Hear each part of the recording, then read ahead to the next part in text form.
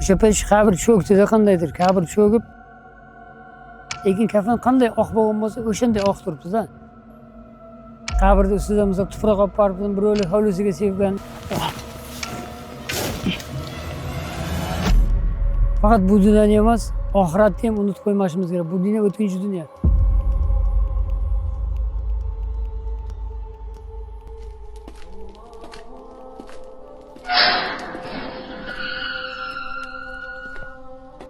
O'lim joy va vaqt tanlamaydigan, har birimiz hayotimizda bir martaga bo'lsa ham yuzlashadigan yagona haqiqat. Vaqti kelib har bir inson o'ladi, lekin bu vaqtinchalik bo'lgan umrimizda asosiy dardimiz mol dunyo yig'ish, qimmat mashina minish, katta to'ylarni qilish va undan tashqari esa dang'illama uylarni qurishga pullarimizni sarflaymiz.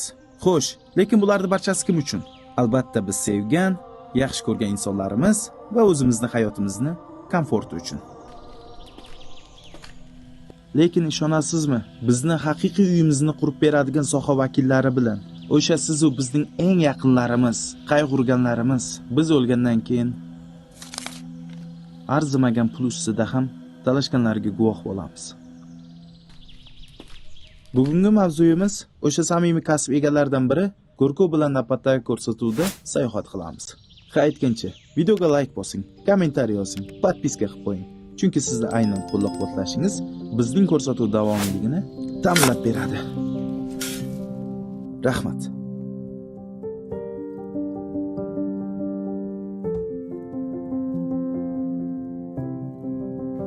Bismillahirrohmanirrohim. Men Lapas Baxtiyorxon 1973-yil Killom mahallasida tug'ilganman. 92-yildan boshlab o'sha qabristonda shu go'rkovlik faoliyatini davom ettiryapman. Go'rkovlik kasbini qanday boshlagansiz? Bu yo'lga qanday kirib kelgansiz o'zi? 1992-yil bir norasiya bo'lmadi. Endi shu ertak dindan xabarimiz bor uchun endi shu o'zingiz kelib sal bosh bo'lsiz deb shu birinchi kazlaganim shu norasiya go'dakdan bizlarda endi jorma deydi, kichikroq qilib kazlaganmiz. Shundan yerda qabristonga ketib shu elga xizmat qilaydi, shundan boshlanganmiz 92-yildan boshlab. Birinchi marta mayitni ko'rgan paytingizda nimalarni his qilgansiz? Birinchi mayitni ko'rganda baribir odamlar nima deydi, qo'rquv hislari bo'ldi.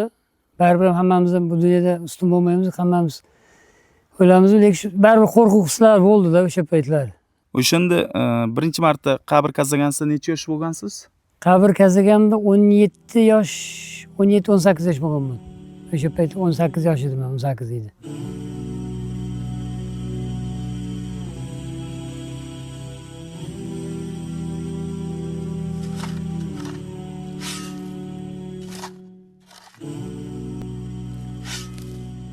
Lahatga kirgansa ko'proq nimalarni o'ylaysiz? Lahatga kirganimizda asosan oxiratni o'ylaymiz. Ertaga bu dunyoda misol ketsak, baribir shu qabrda qiyomatgacha shu qabrda bir kishi yotadi, qabr azobi bor, munkar nakir farishtalar kelib misol so'roq qiladi. Qabr kazlaganda ham birinchi, ey Allohim, shu qabr kazlashga o'zing ruxsat berginki, shu odamni gunohini mag'firat ayla, meni ham gunohlarimni mag'firat aylagin va shu odamni joyini kazlashimizni oson qilgin, yengillashtirgin deb ovun qilib keyin qabr kazlanamiz. Bitta qabr kazlashga qancha vaqt ketadi? Bitta qabr kazlashga agar shu erta bahorlar bo'lsa 4,5 soat, 5 soat vaqt ketadi. Agar buni yozning saratonlarida bo'lsa 6 soat, 7 soatda kazlanadi. Odamning misol yaxshi fe'l, xushbo'y fe'li bor, Xudoga yaqin bandalar bo'lsa, qabr kazlash osonroq bo'ladi. Odamlarga ibrat bo'lsin degan maqsadda bir xil odam misol sudxo'rlik qiladi, fohishalik qiladi, ichkilik bor. Shu misol odamlar allab yurib boshqa pullarni kasab yo'llari bo'lsa, Xudoyim taolo endi shu odamning amaliga yarasha yerni berishi mumkin. Bir xillar Xudoyim taolo kechaman desa hech kelib emas. Misol shu gunohini kechib berib shu qabrni kaziyotganimizdan o'sha mayitni misol qandaylik bo'lganda Xudoyim taolo shu yerini bo'sh qilib qo'yishi mumkin. Agar boya yomon yo'lga kirib ketgan bo'lsa, qabrini qattiq chiqaradi. Agar yaxshi yo'lga kirgan bo'lsa, qabrini bo'sh chiqaradi, muloyim chiqaradi, ham kazlashimiz ham osonroq bo'ladi.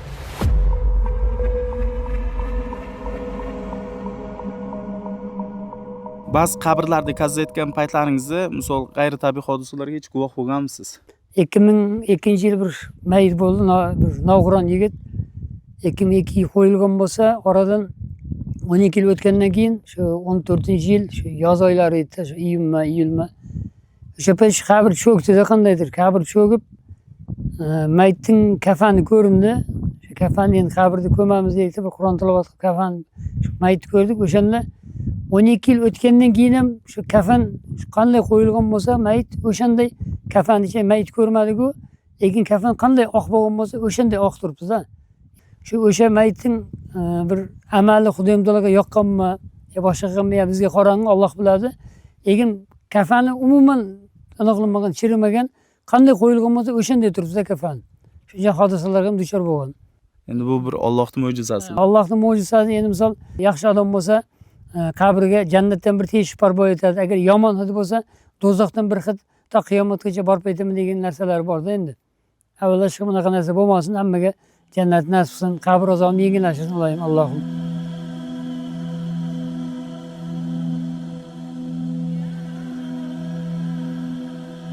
Internetda ba'zi videolar ko'ramiz, misol qabristonga qo'g'ircha qo'yib ketgan, sehr jodu shunaqa. Endi bir xillar bor, shu жаңа sehr jodu qilaman deb turib, shu qabristonda misol qabrni ustida misol tuproq olib borib, birovlar hovlisiga sevgan, gunohi bor. Ertaga uni qiyomatda har bir banda o'zining amali uchun qiyomatda Alloh taolo javob beradi. Shu narsalar odamlarga endi ibrat yuzasidan aytyapmiz. Iloji boricha shu sehr jodu qilmay, yo qabrga ip baylab, yo chaqaloq olib kelib yasama chaqaloqlar bo'ladi, qo'rchoqlar. Shuncha narsalar ko'nmasin. Idish tovoq qo'yishlarichi? Misol ko'p qabristonda o'zim ham guvoh bo'laman, tovoq qo'yib qo'yadi, choynak qo'yib qo'yadi. Bu narsalar qanchalik to'g'ri yoki qanchalik noto'g'ri? Bizning odamlarimizda nima deydi? Shu onga sinib qo'ygan mayit o'lsa, mayit o'lgani bugunsiga misol qabr boshiga kelsa, bitta choynak qo'yadi, yo piyola qo'yadi, yo kasa qo'yadi. Nima desam, men shu mayit shu kasadan suv ichib, odamlar o'zining nima deydi, fikri anglash bo'yicha ilmsizlikning oqibatida shunaqa narsa qo'yadi. Endi o'lgan odamga faqat orqasidan boradigan narsa Qur'on tilovati, farzandlarining qiladigan duosi boradi. Sun'iy gul qo'yib ketadi-da. Bizning dinimizda yo'q u narsa. Bizning dinimizda unaqa narsalar umuman qoralangan. Misol mayitning boshiga kelib, misol gul qo'yib ketadi. Undan nima deydi, bunday tirik gullar olib kelib eksin, misol atir guli eksin, royxon eksin. Undan bir obodonchilik, qabriston obodonchilariga kelib qabrni ziyorat qilib tursa, shu ota-onasiga ham Qur'on tilovat qilsa savob boradi. Ayniqsa bitta narsaga juda ko'p tarqalganda, misol hayit kunlari o'zimizda guvoh bo'lamiz, borib turib qabr ustiga borib yig'laydi hayit kunida, lekin u kuni misol dinimizda bayram kunida, kuni yig'i-sig'i yo ziyoratga xohlagan vaqt kelishi kerak menimcha. Oldin payg'ambarimiz sollallohu alayhi vasallam ummatlarini qabr ziyoratiga borishdan qaytargan. Keyin yana payg'ambarimiz aytganki sallallohu alayhi vasallam, ya men avval qabristonga borishni qaytaruvdim, endi borib qabrlarni ziyorat qilaveringlar deganda payg'ambarimiz. Endi qabrga kirganda, qabristonga kirgan paytida nafs qo'rqadi deydi-ku, misol shunda kirganingizda u kishi bu qabristonga kiribdi, o'lib qolsa men ham o'laman degan maqsadda nafs qo'rqadi ekanda.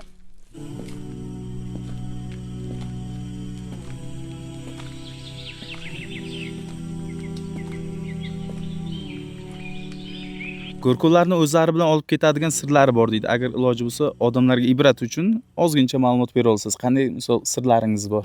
Endi biz go'rkovlarning shu sirlari shu qabr qaziyotganimizda, qabrning ichida misol qabr qaziganimizda, qabrning ichidagi holat, ya mayitni qo'yib chiqib ketgandan keyingi ichkarida holatlarni shu qiyomatgacha shu o'zimizdan birga olib ketish kerak. Misol odamlar palonchang qabrdan buni chiqdi, palon pistonchang qabrdan bu narsa chiqdi degan narsa shu go'rkovlarni o'zi bilan ketish kerakda. Shu ichida qabr qazaganingizda qanaqa holat bo'lsin, tashqariga chiqib turib xalqqa aytmash kerak bu narsani.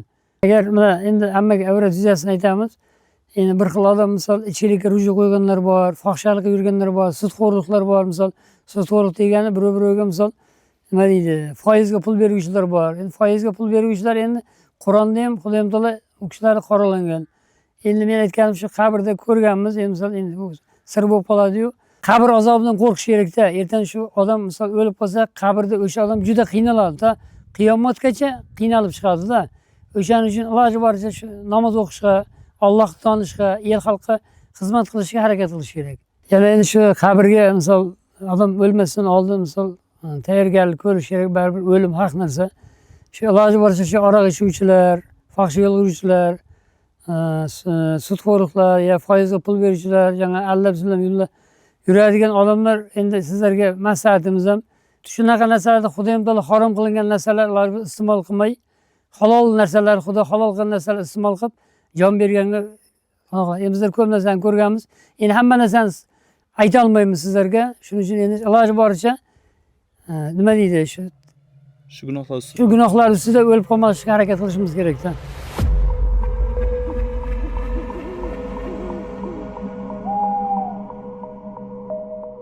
Shu kasb bilan shug'ullangandan buyon eng og'ir kechgan ishingizni esla olasizmi? Shu ota-onamiz qazo qildi. Shu ota-onamiz qazo qilgan payti shu ota-enamizni qabriga endi tasavvur qiling, ota-ona shu bir parcha etdan katta qilib voyaga yetkazib, endi rohatini ko'raman deganda Xudoyim taolo huzuriga ketgandan shu eng qiyini shu go'rgo'rlikda shu ota-onani qabrini qazash bir achinarli, ertaga og'ir ahvol bo'lishi mumkin. Endi har birimizga bari o'lim sharbatini tortuvchimiz. Endi ota-onani qabrini qazash sal og'irroq bo'ldi. Endi baribir o'tkinchi bor, endi shu hammamiz ham ketguvchimiz, bu dunyoda ustun bo'lmaymiz. Eng yengil ish kechganichi misol shu ozgina vaqt ichida bo'lib ketganda juda ham yengil bo'lgan vaqt esla olasiz. Ozgina shu yengillik tarafi endi bir xil odamlarni qabrini qazlaganimizda shu misol 5 soat emas, 6 soat emas, shu 3,5 soatda misol ertalab soat shu 5:30 da tushgan bo'lsak 11 gacha qabrni qazlab mayitni joyiga qo'ygan paytlarimiz ham bo'lganda. Endi Xudoyim taolo nima deydi, shu odamning amaliga yarasha, bir xulqiga yarasha, qilgan savob amallarga yarasha shu qabrni qazlashimizni yengilroq qildi, osonroq qildi-da. Endi unaqa holatlar bo'lgan. Lahatga kirgan vaqtingiz eng qo'rquv bosgan kuningizchi? Qanaqa bo'lgan? Shunaqa yodingizda qolganmi? Juda ham qo'rqib ketgansizda o'sha. Lahatga kirgan payt eng birinchi boya shu 94-95-yillar shu lahatga kirgan payt eng birinchi qo'rquv o'shanda bo'ldi. Shu qabrga kirgan paytlarda shu qabrga kirdik, endi birikta sal oqsoqollar sal urgab turib, shu payt kirgan paytimiz shu qabrga ichiga kiribmiz, shu qabr bosib olmayman ekan, yo bo'lmasa birov orqamizdan kelib qo'rqitib, sheyda jon berib qolmaymizmi ekan degan maqsadda qo'rqamiz lekin qabr ichiga. Eng birinchi qilgan payt. Lekin hozir endi qo'rquv degan narsa yo'q.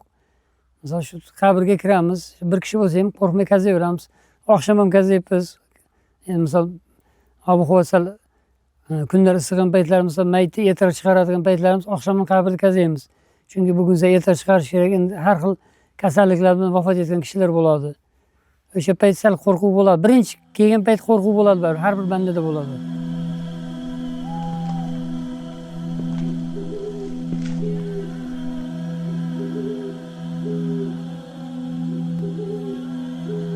O'zingizni bironta orzungiz bormi hayotda? Meni orzum shu qabristonda misol shu yildan beri ishlayotgan bo'lsam, el xalqqa kuchim boricha shu qabrga kelib yotganimcha shu xalqqa xizmat qilish, vatanimga xizmat qilish, el yurtga xizmat qilish. Qanchalar shu xalqqa xizmat qilsangiz, Xudoyim taolo savobini beradi, ajrini beradi deydiki, ikki dunyo saodatiga shu musharraf aylasin hammamiz. Bir orzularim shu. Alloh shu mana Xudoga shukr, bu yil bir ikkita akaxonlarning tashabbusi bilan shu umra safariga borib keldim. Rahmat shu kishilarning birlariga ming bersin, Alloh rozi bo'lsin. Endi yana shu orzularning bittasi shu Xudo xolasa katta hajga yozilganman shu oilam bilan. Xudo xolasa katta haj safarlariga borish orzu havasim bor. Nasib qilsin. Nasib qilsa Xudo xolasa. Suhbatimiz mana yakun topyapti. Sizni eshitib turgan hamma odamlarga nima degan bo'lardingiz oxirgi gaplar? Meni shu vatandoshlarga, hamyurtlarga shu gapim faqat bu dunyoni emas, oxiratni ham unutib qo'ymasimiz kerak. Bu dunyo o'tkinchi dunyo. Oxiratni har damda eslab turishimiz kerak. Oxirat bu endi bu yerda bu dunyo foniy dunyo deydi. Boqiy dunyoga ketguncha iloji boricha xayrli, savobli ishlar qilib, yetim yesirlarga qo'ldan kelgancha shu mahallaga, xalqqa mayli nima xizmat bo'lmasin, xizmatga aytsa yo'q demay, mana mayli qabr qazlash bo'laman, birov tili bilan xizmat qilar, birov oyog'i bilan xizmat qilar, birov puli bilan xizmat qilar. Iloji bo'lsa shu xalqqa iloji boricha xizmat qilib, xayrli savoblar ish qilishga hammaga tilakdoshman. Bu ishga ko'nikish oson bo'lganmi yo bir tashlab ketish niyati ham bo'lganmi? Ko'nikish juda, endi nima desam, ko'nikish o'sha paytlari bir xil odam har xil gapiradi orqangizda, misol shuni orqasidan non yeyapsan, dasturxoning qaynayapti, qozoning qaynayapti. Har xil gaplar so'z bo'lgandan keyin bir qilmayman, boshqa birov qazasini deysiz, lekin o'zingizga qandaydir shu mehr, shu kasbga mehringiz bo'lgani uchun odamlar gapiraveradi deb yana ham keyin qazlashga harakat qilib, yana ham o'rganib ketdik. Har xil odam bor baribir. Odamlar nima deydi? Hayotingni ulardan uzoqda qur. Odamlar nima deydi? Ko'p o'ylasang demak bo'ladi haqu. Odamlar nima deydi? Deb o'ylasang yashamaganing ma'qul. Odamlar har doim nimadir deydi. Sen bu gaplarga bo'l ma'qul. Odamlar Odamlar nima desa desin yashaylik, chin dildan kulib samimiy gaplashaylik. Odamlar nima desa desin tashaylik, qo'rqishni, o'ylashni, yashashni boshlaylik. Odamlar nima desa desin yashaylik, chin dildan kulib samimiy gaplashaylik. Odamlar nima desa desin tashaylik, qo'rqishni, o'ylashni, yashashni boshlaylik.